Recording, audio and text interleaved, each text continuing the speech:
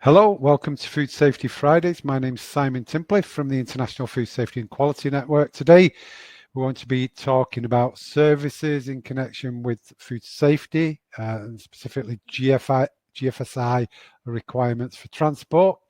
Today's guest presenter is our good friend Vladimir Sachinsky, back again. Hello.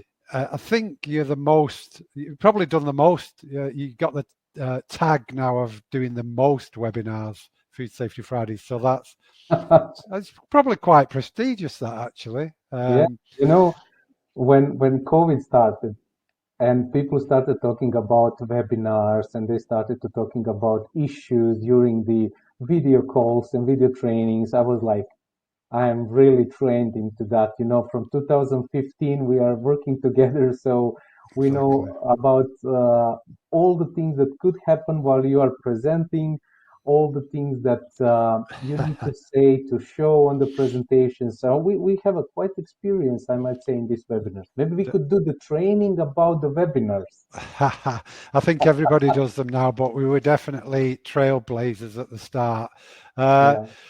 As always, tell us where you're joining from in the sidebar. It's always good to see it. Literally, people attend these webinars from every corner of the globe, and it's amazing that we can get together and have this learning and have a great speaker today with Vladimir. I'm going to play the sponsors ads now, and then we'll be back for the presentation in a couple of minutes.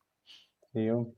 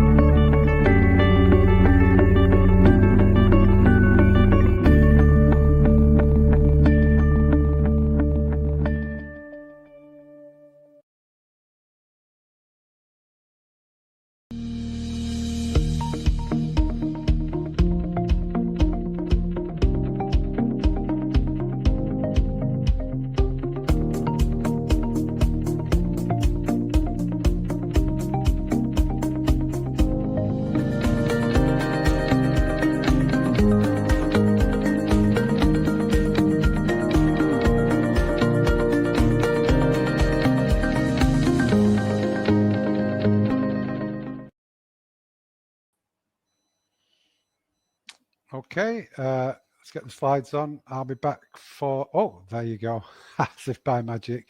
Right, I'll be back for the Q&A later, but for now, I'll hand you over to Vlad. Okay, thank you, Simon.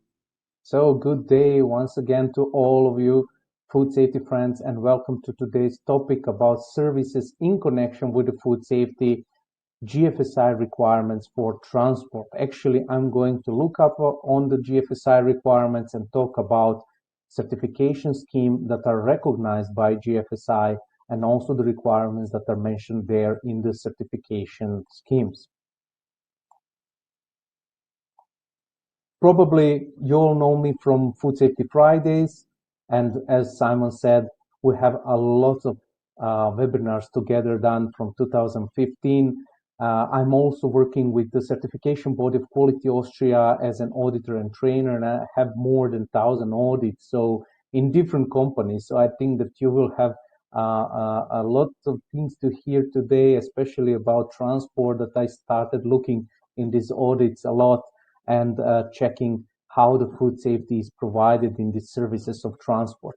But I'm also a product manager responsible to develop new opportunities for certification and trainings. Also, I have joined EMFIT, International Association for Supply Chain Safety, several years ago in a position of country vice president, responsible for the region where I'm located. And upgraded in 2022 to MFIT Vice President, and I will use today also opportunity to talk about GFSI requirements and how MFIT also can help you in developing strong food safety system. I also invite you to check my food safety video blog on YouTube, where you can find a lot of interesting videos that could support your businesses. Additionally, if you have LinkedIn, please connect with me on LinkedIn. Type in my name, last name, you will find it. I will accept you. And since you are looking at this video today and this webinar, you can also write directly to me on LinkedIn. I'm very responsive. Let's say that I respond in less than 2 hours to everyone who wrote to me. So I will gladly connect together with you. So try to find it on YouTube, try to find it on LinkedIn, and I'm there. Why actually I wanted to talk about transport services? It is because I have noted that GFSI and recognized food safety certification schemes are asking from you to establish good food safety systems in your company, but also is saying to you that this system does not end in your company. So it is connected with the supplier of ingredients, packaging, and more with the suppliers of services. This is why requirements of GFSI certification schemes are getting more serious and more oriented towards the out of production premises, I would quote, for food safety.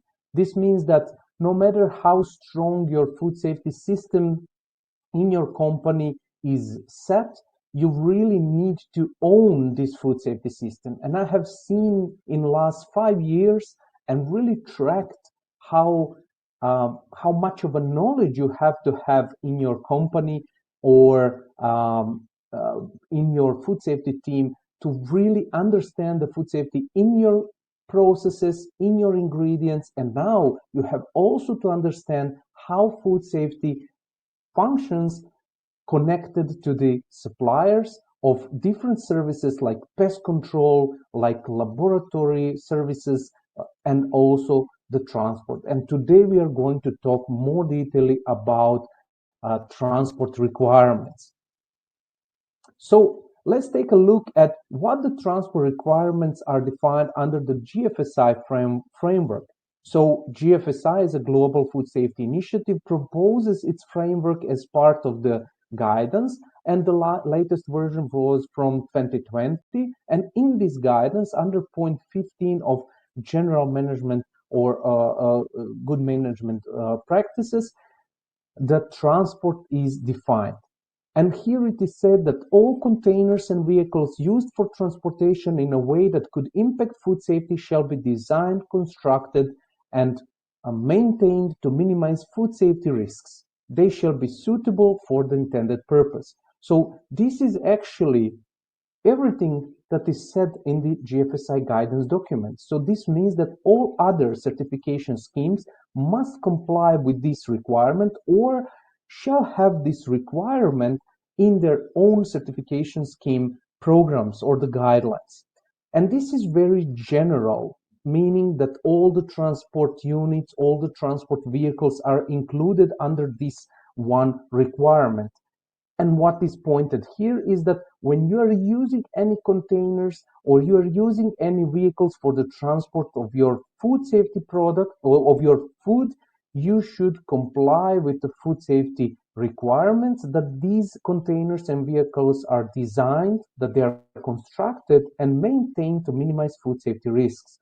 But when you look at this only under maintained, you can think about maybe some types of cleaning of the transport vehicles or prevention of cross-contamination or prevention of cross-contact of allergens, etc., which means that you have to have a lots of practical knowledge and to read a lots of different documents to understand what actually this requirement asks from you and how you can implement it in your company. Therefore, all other certification scheme that adopted this requirement, they need to really develop this requirement into more details. This is why I wanted also to mention the HACCP from 2020, where HACCP is actually part of every certification scheme that you know. actually the part of the HACCP, meaning the hazard analysis. But HACCP 2020 is consisted, or the Codex Alimentarius is consisted from two parts. First part is a good management practices or good hygienic practices, and the part two is the actual HACCP. But in the part one, under good management practices and good hygienic practices, you have section 9, which is transportation. And HACCP says to any of you who does not have any GFSI recognized standard, at least you have to have HACCP, which is also demanded by the regulation, by the food safety law in your countries. So section 9 is saying that food should be adequately protected during transport. So what this actually means, that it needs to be protected during the transport. It means that this transport needs to be designed and constructed that they do not contaminate foods or packaging, that they can be effectively cleaned, and that they need to be disinfected and dried where it is necessary. But you need to decide when it is necessary, or the cleaning station need to decide when it is necessary. So it's again up to your experience. It also needs to permit effective separation of different food or foods from non-food items, and effective protection from contamination, including dust, fumes, etc. But this contamination can be also microbiological contamination, can be allergen contamination, can be contamination with different chemicals, like the cleaning agents used for the cleaning of these transport vehicles, or any oils or grease used in the maintenance of the transport vehicles, etc. And especially for the transportation, what is needed is to have effectively maintained the temperature, humidity, and atmosphere, or any other conditions that is needed by the specification of the product or the ingredient that is transported. When you look at this requirement of the HACCP, or this section 9, you see that this is practically for all kind of transportation that you use. It's no matter that you use some kind of tanks or ISO containers or cisterns or whatever. It is for any kind of transportation that you are using. When we go further in this section 9, you will find also use and maintenance, and then we have come to a little bit of details required for the transportation, saying that containers for transporting food should be kept in an appropriate, whatever that means, appropriate state of cleanliness, repair, and condition. So again, it's up to you, your experience, your technological development, and your, let's say, connection to the resources to understand what means appropriate states of cleanliness, repair, and condition. Or you can just trust your transporter. Also, containers and conveyances for bulk food transport should be designed and marked for food use and used only for that purpose.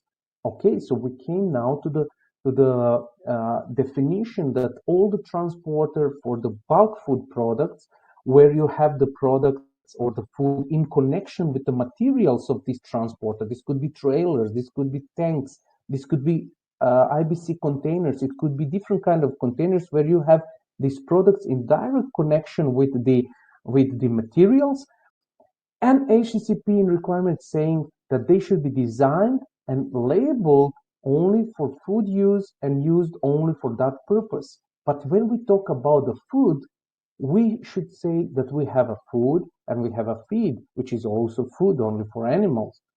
And when you label it with food, what does that mean? Is it only a food used for human consumption, or only that you can, and what can you transport if it's only food used for human consumption?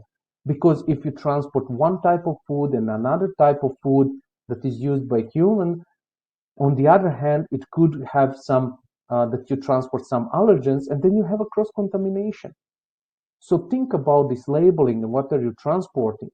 Again, experience is very needed here.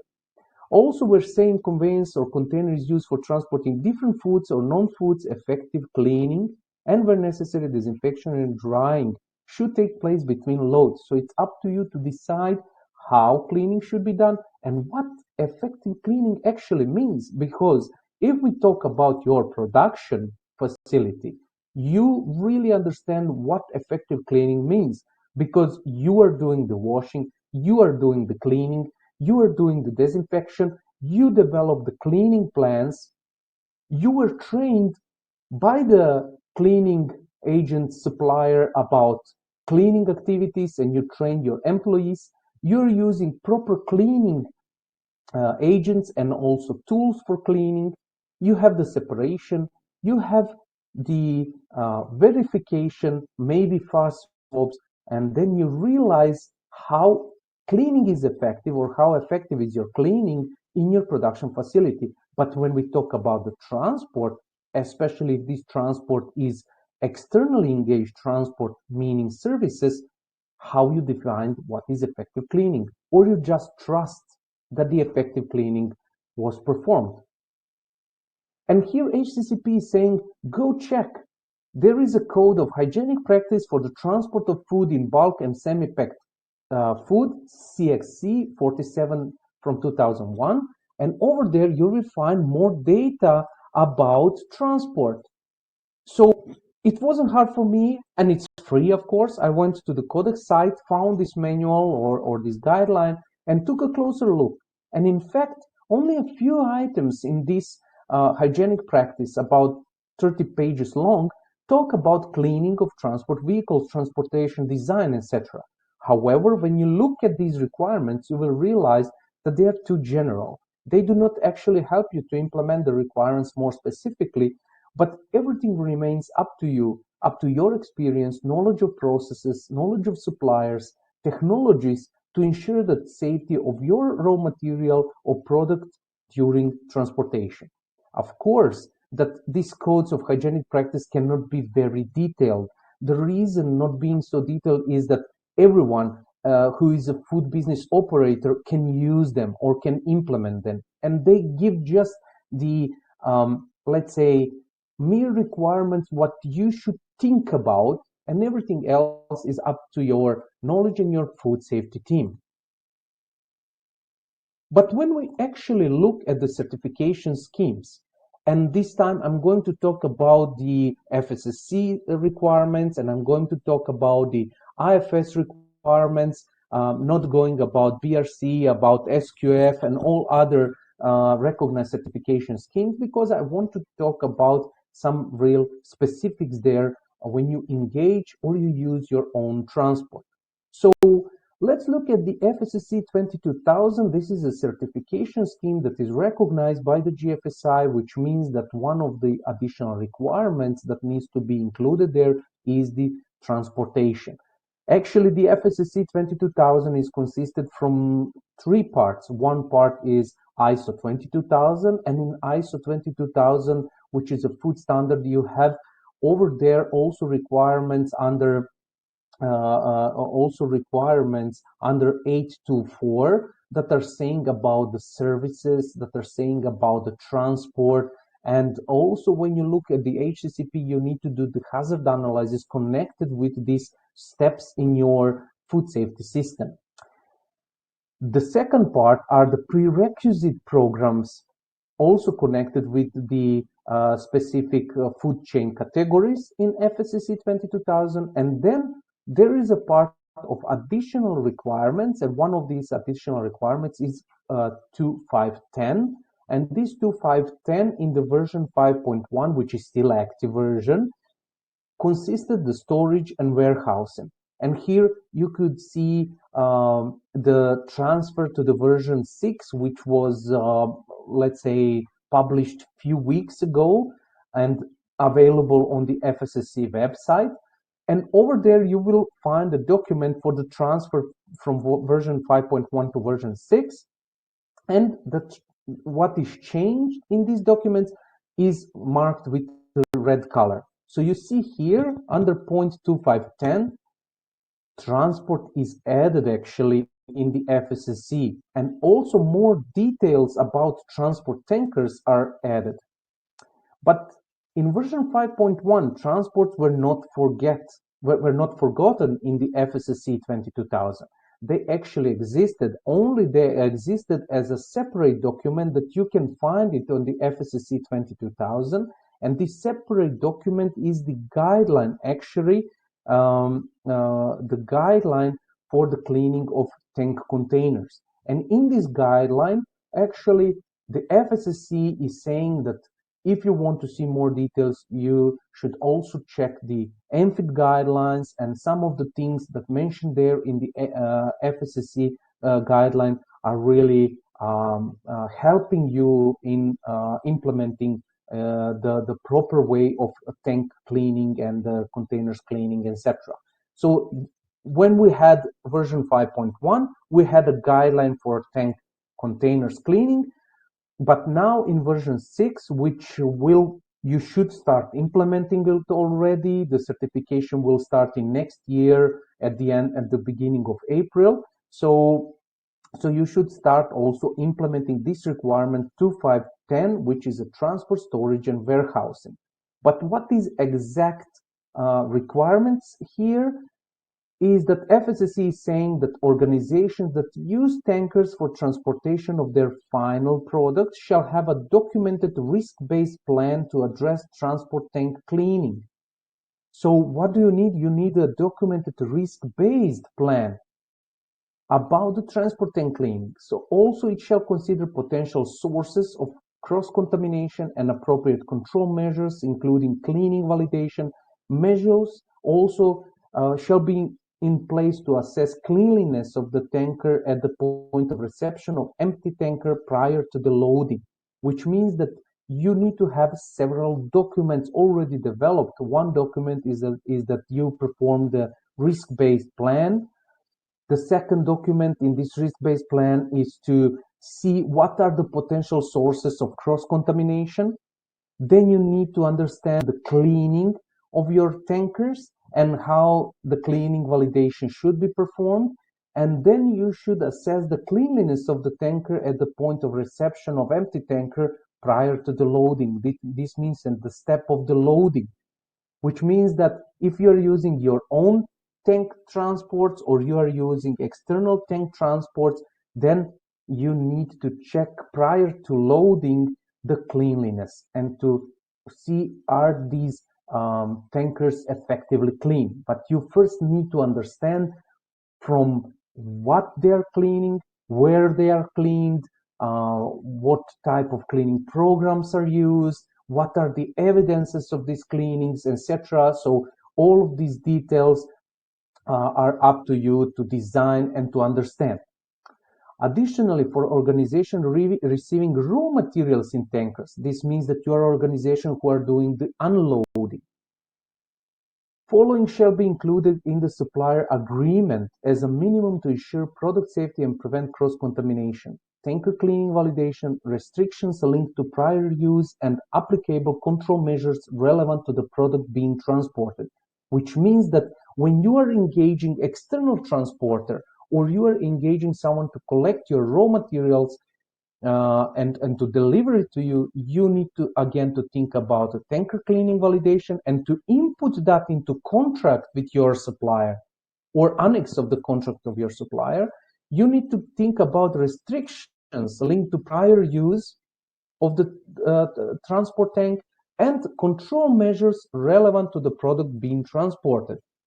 So it's again up to you to design this process, which means that you need to design the loading or the unloading. And I must say, in the supply chain, these primary producers, let's say the producers of milk, producers of flour, producers of grains that receive in containers and dispatch in silos or dispatch in cisterns, have to implement both of these requirements and have to design the way to control the transporters and to really keep under control all the suppliers. So this is for the FSSC. I recommend that you go on their site and you will find on their website and you will find these documents. The new version of IFS version 8 is still draft, and this is draft mode, a draft document that I have downloaded, but this version 8 draft does not show a big changes in the 415 requirement for the transport. You can see here only the red colored changes, but one that really attracted my attention was 415.5, which says risk-based hygiene requirements for all transport vehicles and equipment used for loading, unloading hoses of silo installation shall be implemented. Measures taken shall be recorded, which means that, again, GFSI recognized standard is saying you need to have some risk-based hygiene requirements, which means that these standards noted that there are risks in transport, there are risks in cleaning connected with the transport units that you need to think about.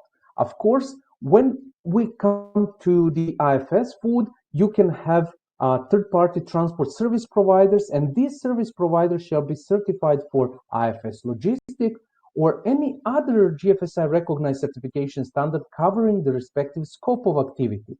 If they are not certified, then you have to put all of these relevant requirements to the company's own transport practices, and you should put them in the contract with your transporter services. But what actually companies are doing, they just take this 415 and copy it into the contract, giving it to the transporter and saying you need to comply with it.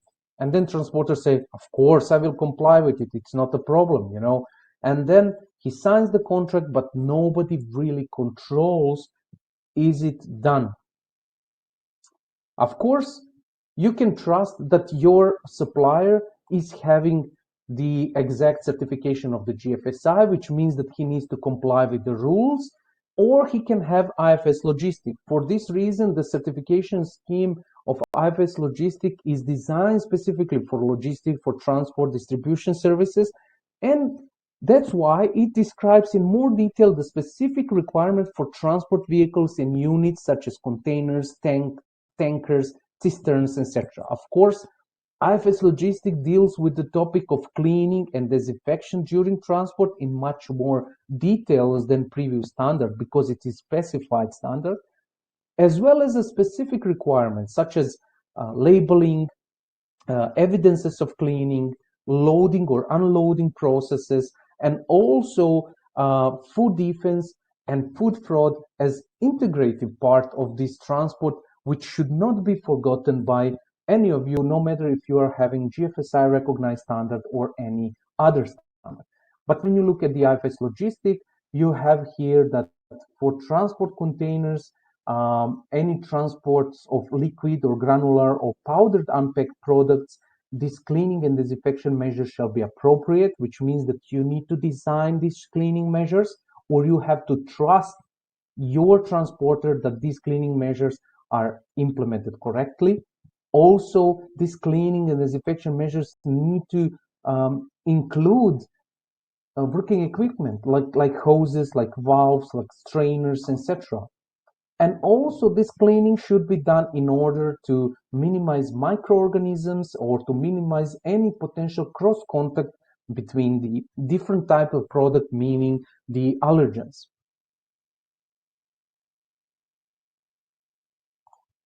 So generally reading all these certification schemes, no matter if it's a BRC, if it's SQF, they just get more detailed into the requirements of the transport. The requirements are generally repeated to a greater or less extent and can be listed as it follows. It should, or you should implement thinking about intended use of the vehicles and transport unit. Also, you should think about maintenance and general technical condition of the transport vehicle and units. Then about the labeling of transport units. Then you should think about the cleaning processes and procedures regarding the transport unit in order to prevent microbiological contamination and cross-contamination, and also cleaning of transport unit and planning of transport to prevent allergen contamination and or cross contact. Also, you should think about the evidences of cleaning. So if you are doing the cleaning of transport inside your facility with the CIP, then you have your own records. But what about the cleaning outside your facility? Who is doing the cleaning? What are the evidences of the cleaning? And of course, what are the food defense requirements for transport? food fraud requirements. You should include the staff training and, of course, external supplier of transport requirements. The external supplier of transport, they need to comply with all of these requirements that you implemented for your internal transport, and it should be applied also for the external transport. So these are all requirements, let's say, listed down, and you really need to think about them. And now even more you have to think about them, because certification schemes are asking from you to do the risk analysis and to understand all the hazards that could happen while you are transporting your ingredient or the product. So my question is whether we really understood from all of these requirements what we should do with the transport and what we should do with the cleaning of the transport. I think that those who had problems in their production and that those problems were related to transport, they learned through these uncomfortable experiences what they should demand from their suppliers of transport services. But in case that you didn't have that much experience and you didn't had that many cases with the transport, what you should do then, how you should understand the transport then, because in recent times we have seen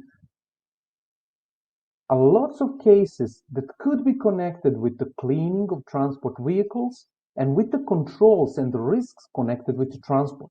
There was a one from last year linked to Salmonella in Ferrero products, and more recent one linked to Nestle and Escherichia coli in products. So in fact, Salmonella was potentially from transport tanks and was found in milk powder, and E. coli in flour, which again came via transport tanks, via transport silo. And you can see yourself that transport is becoming a potential site of contamination or cross-contamination, and that now GFSI certification schemes require an increased focus on transport process and on the transport service. This is why you need to think about how you can find some resources to help you develop a really robust system for controlling of transport risks and also the cleaning of this transportation. And this is why I want to quote now the president of the MFIT, Mr. Hans-Dieter Filipovski, who were also the presenter of a really interesting topic about the food defense in transportation recently. And he said that food supply chain is challenged by different crisis situations all over the world. Providing just-in-time deliveries and obtaining a constant supply chain while having a strong food safety system becomes a priority in recent times. At MFIT, which is International Association for Supply Chain Safety, we constantly work on understanding the risk in the supply chain and how to prevent them or keep them under control. Starting from the point that transport units need to be clean, we define what clean means and how it should be performed. To help all food business operators understand the same thing, MFIT published guidelines and the first in the world certification scheme for cleaning station, which is called HiQF certification.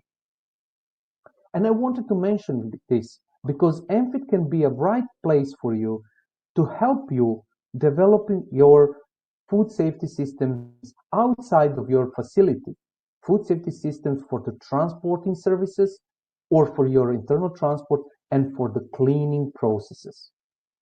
So let's see, what do you understand when we talk about the supply chain? So when we talk about the supply chain, we must say that there are raw materials, and from the raw materials you have some kind of transporting to the primary production. As I said, the primary production can be a milk production, can be milk production, etc.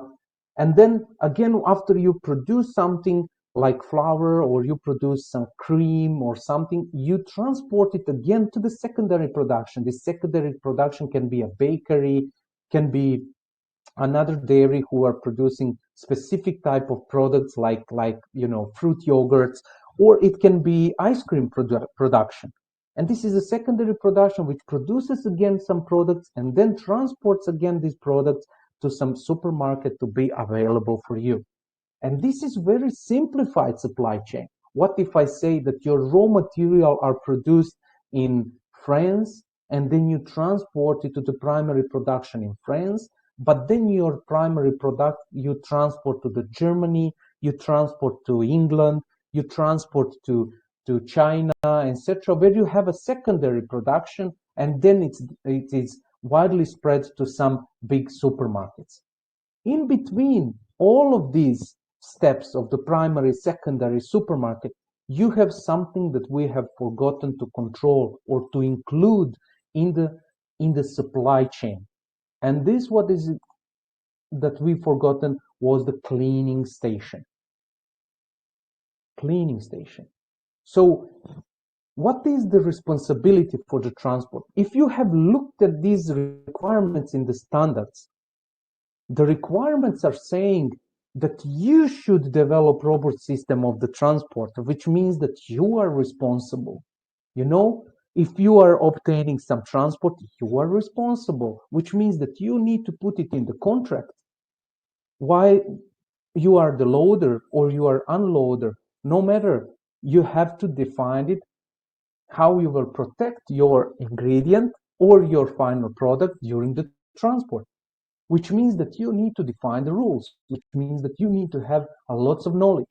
But what about the cleaning? Okay, then transporter becomes responsible. Maybe you can ask from transporter to be IFS logistics certified. Okay, but then you have the requirements in the IFS logistic also saying that these vehicles needs to be effectively clean, which means that this transporter will engage their own, or in, let's say, 90% of cases, they will include some cleaning station. And this cleaning station can be in France, but when he unloads, it can be also in Germany, or it can be in China where he unloads. And we actually forgot these cleaning stations, and we forgot to include them as the food business operator. Why? Because they are not handling with food product, okay, but they are services connected with the food safety. So we should include these cleaning stations. And why I'm saying that? Because your cleaning station for the transport vehicle can look like this. And what do you think about this cleaning station and cleaning of your, let's say, tanker where you are going to put your milk cream, or you are going to put your, oil or whatever? What do you think? What kind of contaminants can come from this cleaning station? Additionally, what about the cleaning agents? What about the potential cross-contamination that could happen in cleaning station? What about the cleaning equipment that is used in the cleaning station? Have you ever considered visiting one of the cleaning station where your service transporter is doing the cleaning? And also, what about the cleaning procedures? Who is checking? Are employees efficiently trained in the cleaning station? Or maybe, as Amphit showed in these cases, you have the cleaning done by the driver. You have also potential present foreign bodies who nobody controls. Sometimes you have mixing of chemical and food. Also, you have some molds that nobody's checking, nobody's removing. So what do you think now about the cleaning in the cleaning stations? What do you think now about your transporters? Sometimes it's your own transport and you send your product and this transport is cleaned somewhere in a cleaning station in the country where you deliver your product. But how sufficiently your transport is cleaned?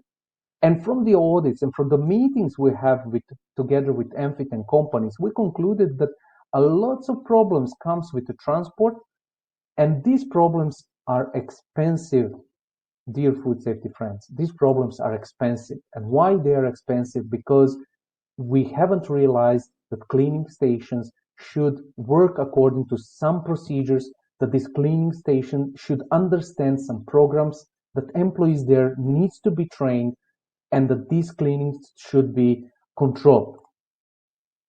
What about other aspects, like cleaning of the additional parts like hoses, like pumps, like filters, etc. Also setting the food defense or the safety seals. Do you require these safety seals after the cleaning, or you only put the safety seals after you load the truck? You know, and then of course there is a whole procedure where additional training was done by Mr. Hans-Dieter Filipovsky about just putting these seals in the right places and in the right way, and how to control it on the loading and unloading, etc. Do you think about that? And who is putting the seals? Is it the driver, or is it a cleaning station, or the loader or the unloader? So this is really thing to think about. And I have experienced a lot of prior loading controls in companies where employees in this company, they really do not understand, and the food safety team really do not understand what they need to control. You know, what is the label meaning food stuff only? What is the this plastic seal important for, and where plastic seals needs to be put. So mainly they put these plastic seals on the manhole opening on the silo container, but they don't put it on the hoses, they don't put it on the pump, they don't put it anywhere else where actually you can input some material, and then you have a problem with the food defense.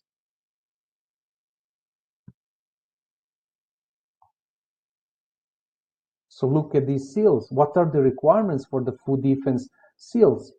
In some cases, I have come to the companies and we talked about the food defense, which is a requirement in the GFSI standard. I audit these GFSI standards like FSSC 22000. And then we talk about the transport, and we talk about the food defense of the transport.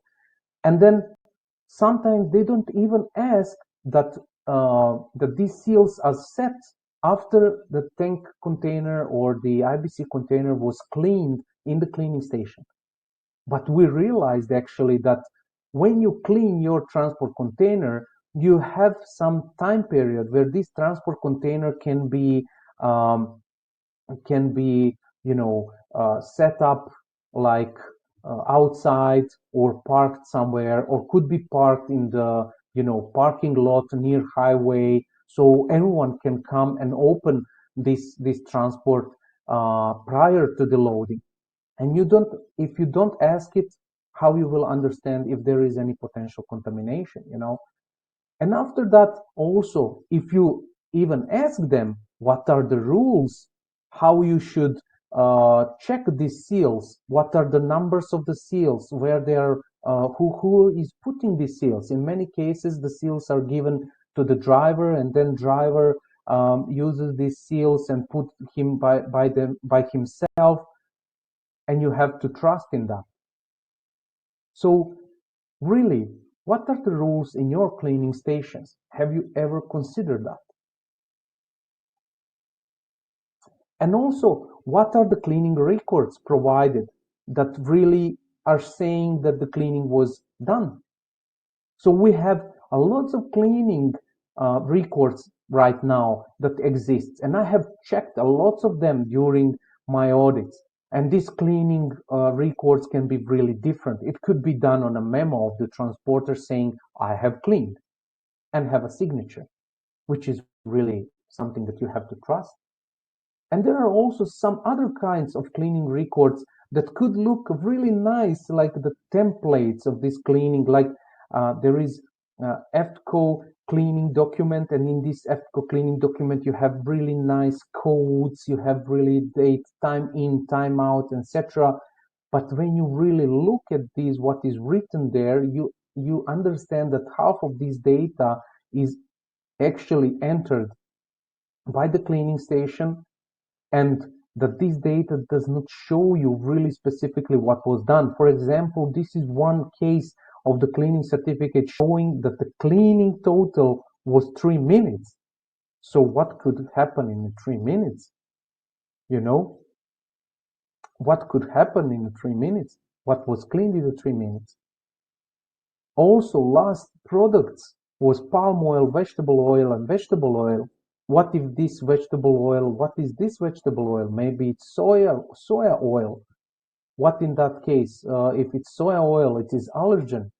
And then we have an allergen that was present in this transport, and you could have some cross contact. And also, what is given here is that the cleaning station and the driver confirm that the above services to cleaning of tank have been carried out, which means that the driver is responsible to check the cleanliness of the vehicle. And how is he checking? Ask sometime. Because during audits, I ask the drivers how they are checking the cleaning. And they say, we just open a manhole and look inside and say it's clean. But dear food safety friends, look at the table in front of you. You can say that it is clean, yeah? You say it's clean. But if you take a swab, of course it's not clean. You have some microorganisms there. How then in a world this driver, where we put on this driver the responsibility to confirm that cleaning was done perfectly? Is he doing the cleaning? Does he understand the product he is transporting and the risks of potential cross-contamination? Does the driver understand actually that he is checking also that the program of cleaning was sufficient? And in this case, the driver confirmed that the cleaning was done in 3 minutes. So can we really trust these cleaning records, and can we really trust the cleaning stations?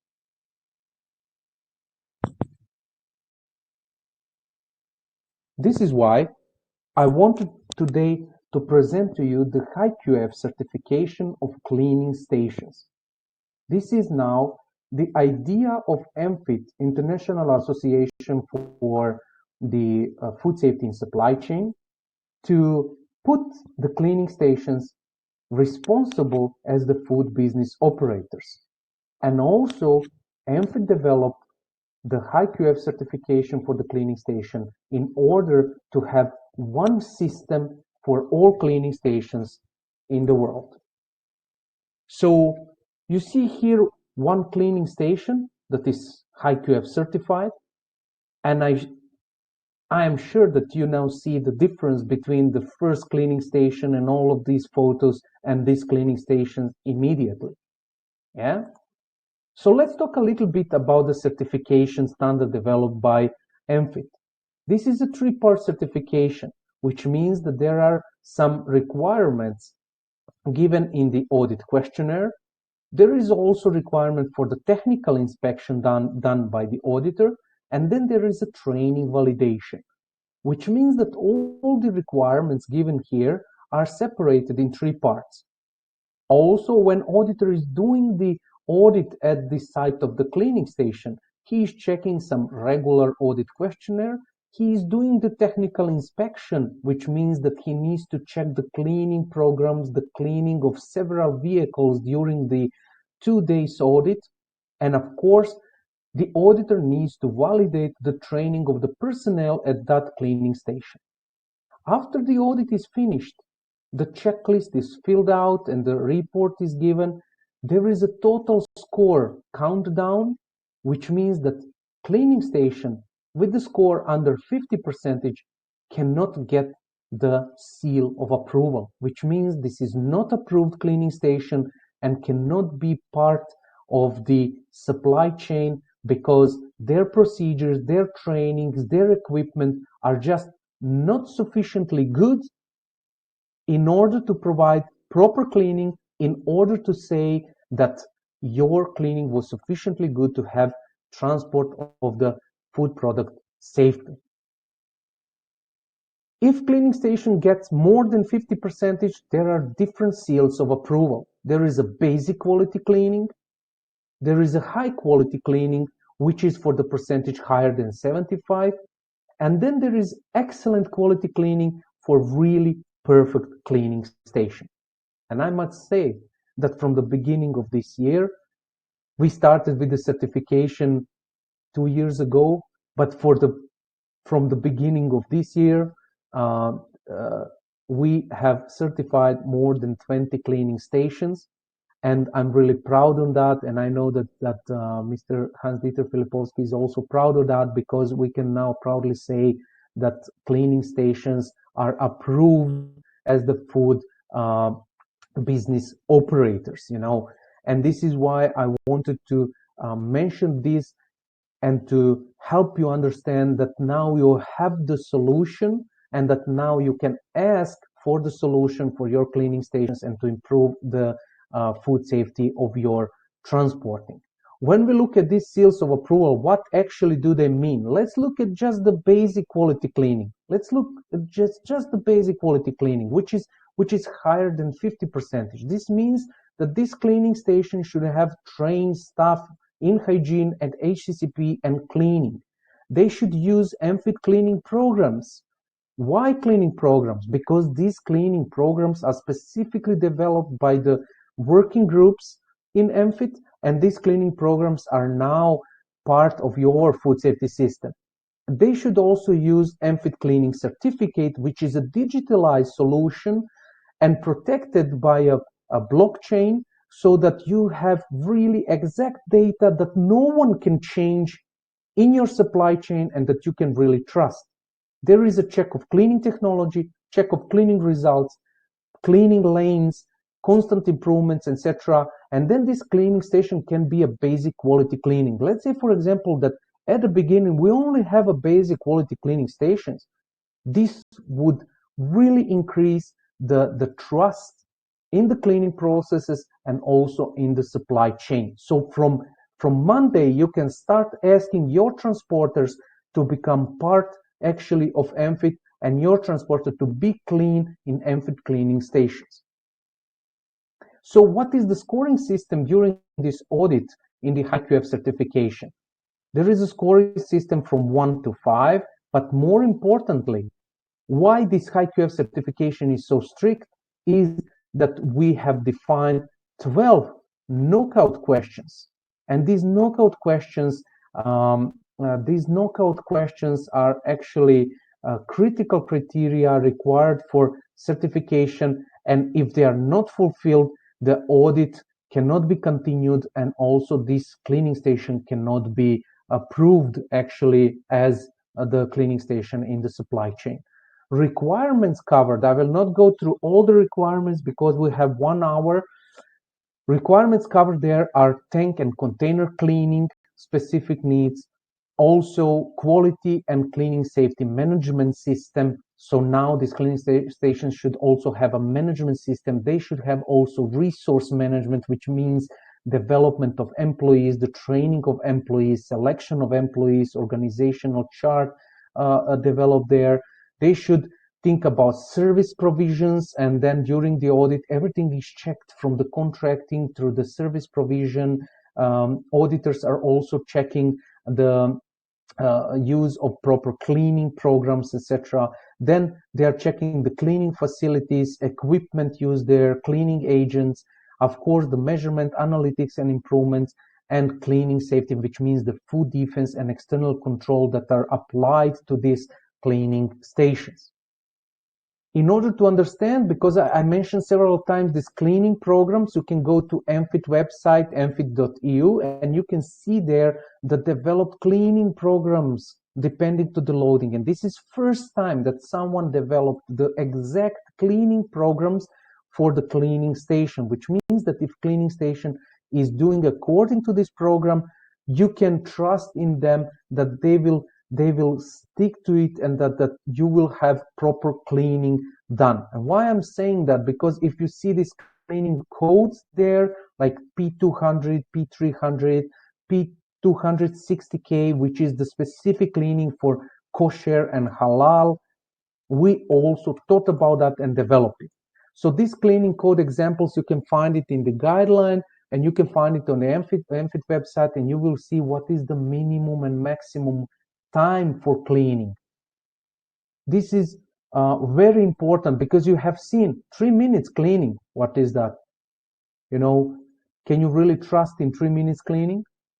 When you see that the proper cleaning for the MFIT P200A, which is allergen, is just the average is 72 minutes. with a maximum of 85 minutes cleaning. You know, can you really trust in 3-minute cleaning then?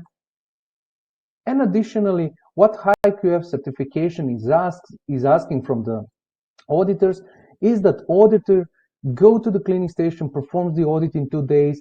He needs to check the cleaning processes, use of procedures, etc. And also he needs to validate this cleaning or to verify this cleaning with the fast swab tests. And this is done also by the auditors during the audit, which influence at the end at the results of the audit, of course, and the seals that are approved. Additionally, I mentioned to you that there is MFIT cleaning certificate. This MFIT cleaning certificate, if you take your phone now and you scan this QR code, you can get this MFIT cleaning certificate on your phone. You can open it and check it, zoom in and see more detailedly.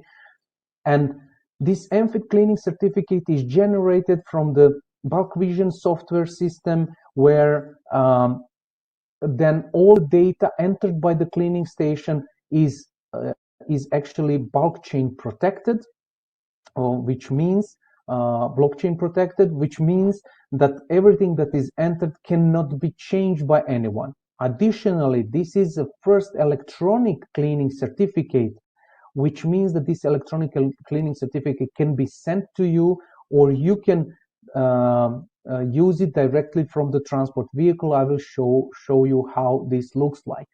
Of course, all the program of cleanings are shown there. Also, the time of cleaning, this time of cleaning complies with the programs developed in MFIT cleaning. And additionally, on this cleaning certificate, you will have also the seals of approval for the cleaning station by auditors, these HiQF seals. So the idea is that when you get the cleaning certificate, you understand what type of cleaning station this is, what program of cleaning was used, also that you have full transparency of this supply chain part, and that you have a full trust in properly performed cleaning and your transport, no matter if it's your internal transport or external. And here you see the bulk vision blockchain technology. Actually, on the silo tank, you have these GID numbers given by the MFIT Association. These GID numbers are actually, or these GID stickers are on the transport vehicle. So if you have loading, only what you have to do is to take your phone, you scan this GID sticker, and you get actually the cleaning certificate, electronic cleaning certificate. And in the electronic cleaning certificate, you actually get all of these data. So it's electronically, the driver is not anymore responsible for this. The only responsibility is on the cleaning station. And I will show you also there is a solution for the, of course, view on the phone, and also view in the laptops for this solution, where you can track all of your transport vehicles and also the cleaning certificates, etc. And it is developed by the MFIT for you, including the HiQF certification. So what would be the next steps? Next steps is that you actually can contact me for more details, and we can talk about the HiQF certification of cleaning station. And also what MFIT could do together with me is to develop together with develop the risks plan, and to analyze the risks that are connected with your internal or external transport. So if you want, you can contact me directly on LinkedIn and via my email, but also you can visit the MFIT webpage, and we can talk more detailedly about risks in transport, requirements of GFSI standards, and also how we can help you in developing really strong system, your food safety system outside of your facility. Additionally, I want to call you for the next training that is focused on food defense and food fraud. This next training of the IFSQN will be next week, and now you should be able to see it in offers. Simon will start the offer right now, and you can find out more about this training, what we are going to talk about. And this is 4-hour training, so we are talking about we are talking about specific requirements there by different standards. Also, how you can implement these standards. We are talking about threat analysis. We are talking about vulnerability analysis, and also the tools that you can use. And it's really, really practical. So go there in the offers, click, and you can find out more details about it.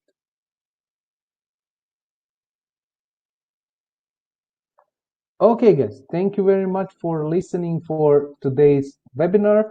So let's go and check what are the questions. Thanks for that, Vlad. Yeah, a fair few questions that we can start with. So, Julia, how can we assess or control for external vessels and trucks we secure for logistics? Are there regulations or certifications we can ask from each shipping line and trucks? Okay, so it depends, of course, in which country you are, but you can look at the legislation like food safety law and also the legislation for the transport vehicles intended for the food transport. If you go there, you will find actually the similar requirements like I was talking today in HACCP. The requirements will be that these food transports are designed for the transport of food, that they need to be labeled as a food transport only, and also that they need to be cleaned. But you will not find any more details about how they should be cleaned or where they should be cleaned. In some cases, in countries, there are regulatory inspections that are checking the cleaning evidences, but these cleaning evidences are actually only the statements of the transporter or the companies that they have done the cleaning, and that's it. So actually we have found a big hole in the system of food safety regarding this transport and the cleaning of transport units, and you should ask from your transporters to check the cleaning stations, to check which programs of cleaning they're using. And what actually you can do also is to contact AMFIT, and you can go together with AMFIT representatives maybe to check the cleaning station, to see what type of cleaning station, what programs, what are the risks, and etc. Okay, thanks, Vlad. Question from Eric. When transporting baked goods, cream cakes, jelly donuts produced with cream filling, can we use a temperature of 7 degrees centigrade if, after risk analysis, we see no growth due to the short transport time? Okay, Eric.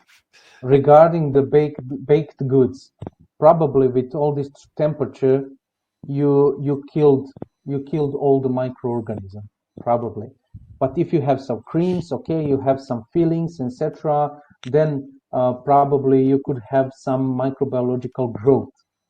If your label on the final packaging product is saying that this product needs to be transported on the specific temperature, you need to comply the transport on this specific temperature, because you cannot influence the supply chain, no matter if it's a 1 hour transport or 15 minutes or 4 hours or whatever. You need to comply that the temperature in the transport unit where you are doing the loading is according to the labeling on the product, and then you can do the loading. So these are the rules. Okay. Question from Renata. Is there any statement regarding allergen and non-allergen FG transportation? Is the packaging material and wrap considered enough? There is no statement regarding allergen and non-allergen regarding the transportation.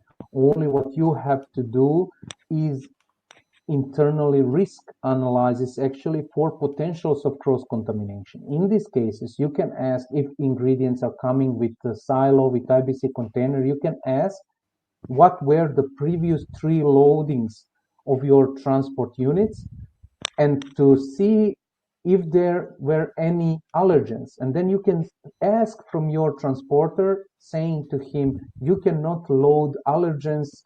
3 or 4 last loadings cannot be allergens in your transport unit, because it could happen that these allergens are cross-contact with my ingredients and it could enter my facility. So you need to do the risk analysis and you need to give heads up to your transporter. Okay. Next question from Solis. What is the best way for us to request freight companies to provide their certificates of validation that they have proper training for the trucks hired? Okay, so the best way would be actually that these transporters are cleaned in the cleaning stations that are part of MFIT and that are HiQF certified. Then you can ask from your transporters to, first thing would be that you ask from your transporters that they do the cleaning in the MFIT certified cleaning stations and that they deliver to you MFIT cleaning certificates in electronic version, which you can trust because it is protected and all the data are entered by the cleaning station. So you can do it like that. Okay, question from Jude. Would a wash certificate of the tanker from the supplier of materials satisfy the requirement to verify the cleanliness of the tanker? No, Jude, because we concluded actually that at the moment you cannot trust all the certificates. They are not giving you any info how actually cleaning was done, with what programs, were the staff of cleaning station trained, what were the previous loadings, etc., how long the washing was done, etc. So practically at the moment you cannot trust in the certificate, and this is not a proper way to verify the cleanliness of the tanker. How you can verify the cleanliness is by let's say that you are doing the control prior to loading, and then you just take maybe some fast swabs or swabs by externally engaged laboratory and check is the cleaning adequately performed. Okay, question from Vladimir.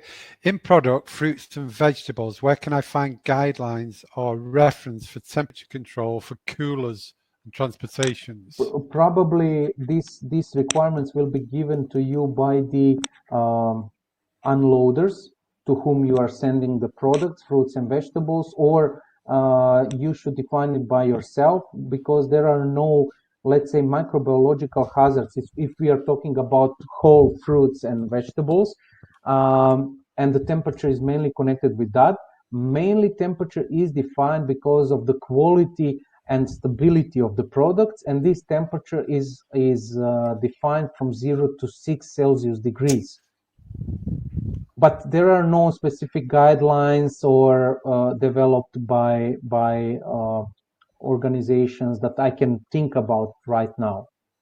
Maybe if you look at Google and try to find out something, I would say I remember that we define 0 to 6 for transport of vegetables and fruits. 0 to 6 Celsius degrees. Okay, question from Laura. How can we ensure that carriers comply with this cleanup process?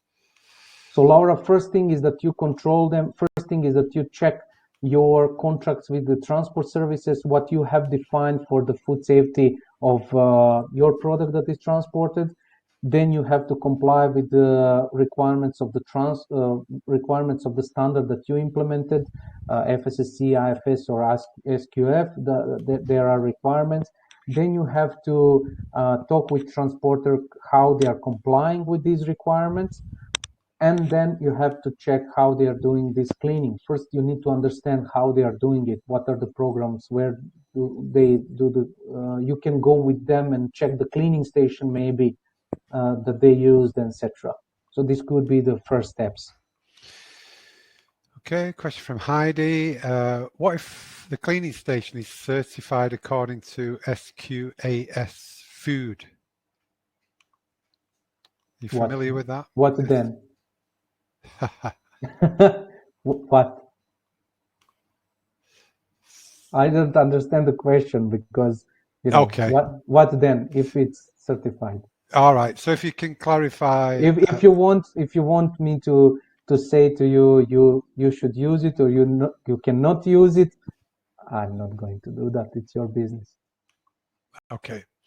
Ravi Kumar, is the HQF certification applicable to transport containers of liquid food material, or does it apply to containers used for the transportation of packaged food in primary and secondary packaging? So, Ravi Kumar, for the HiQF certification is applicable to the cleaning stations that are cleaning the containers for all type of bulk products, which means the cisterns, the IBC containers, the containers for liquid materials, for powdered materials, etc., oily materials. But and there is a first guideline that is already in use for the cleaning of this type of products or this type of transport units. And at the half of this year, we are going to publish the second guideline, and this second guideline is actually for the cleaning of all other transport units, like the refrigerated transport units, like the transporting plastic crates, etc. So this will be also covered. So at the moment, it does not apply to containers used for transportation of packed food in primary, secondary packaging, but after the half of year, it will apply. Okay, a question from Abina. How does the MFIT cleaning code deal with allergen management? Actually, it deals through the developed MFIT cleaning programs. So these MFIT cleaning programs, there is a specific program for cleaning of allergens.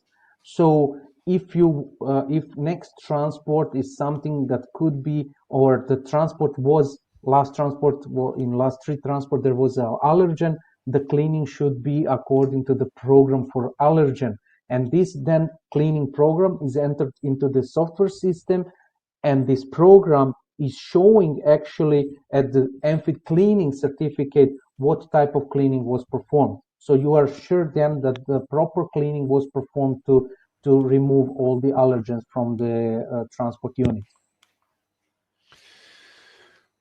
Okay, from Nita. If we have off-site storage for food storage, which is already packed in cases, does that need to be audited by the SQF auditor? Is that off I'm topic? not sure. Yeah, off topic. It's I don't know, because SQF. I'm not SQF auditor, so.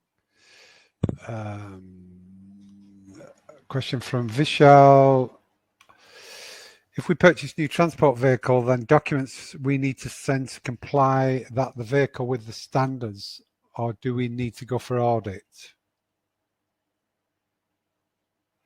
Does that make sense?